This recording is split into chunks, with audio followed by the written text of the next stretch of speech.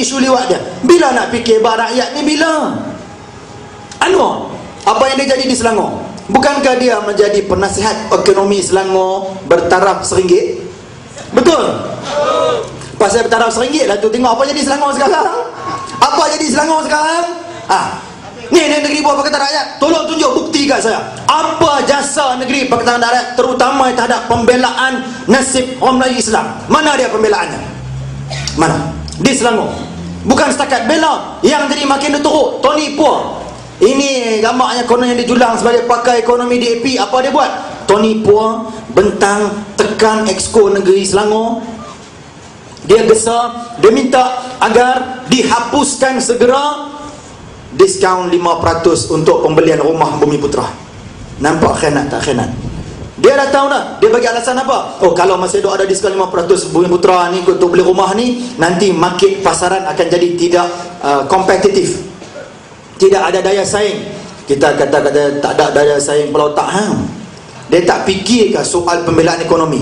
Orang Melayu kita ni kebanyakannya, kalau ada rumah yang berharga 250,000 ke atas ke, tu usah 250,000 lah, kadang-kadang sampai harga 200,000 ke atas pun ramai tak mampu nak beli. Betul tak tuan-tuan?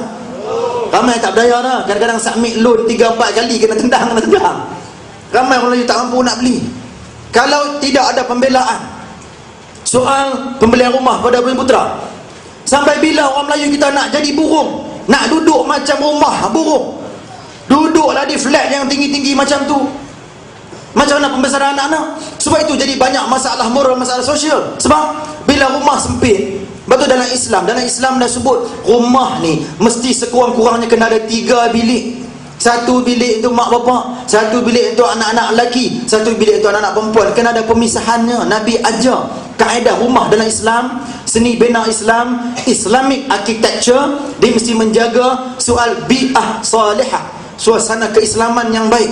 Ini bila rumah sempit, rumah hanya ada 2 bilik, 1 bilik mak bapak, 1 bilik lagi anak lelaki perempuan, semua bercampur sekali. Mana tak jadi sumbang mahram, mana tak jadi perkara pelik-pelik. Kemudian bila rumah kemetok dia sekangkang kera, anak-anak tertekan, tak ada tempat nak main ke apa, kan duduk berpeleseran kawan-kawan. Itu yang jadi banyak mamak rempik yang bukan-bukan, kerana mereka tidak ada tempat, ruang yang elok. Sebab itu kita katakan dulu dalam soal perumahan, dasar perumahan untuk Bumiputra ni kita kena pertahankan.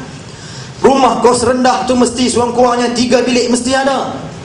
Sebab itu kita kata kat mereka, saya adalah sedikit sebanyak pengalaman jadi pegawai takbir diplomatik dulu di Wisma Putra. Dah ada pengalaman sikit buat kabinet paper mengatur pemerintahan negara. Kita tahu waktu bila kita ambil alih jadi Timbalan Ketua Menteri, kita tak begitu bermasalah sangat nak mengatur pemerintahan negeri.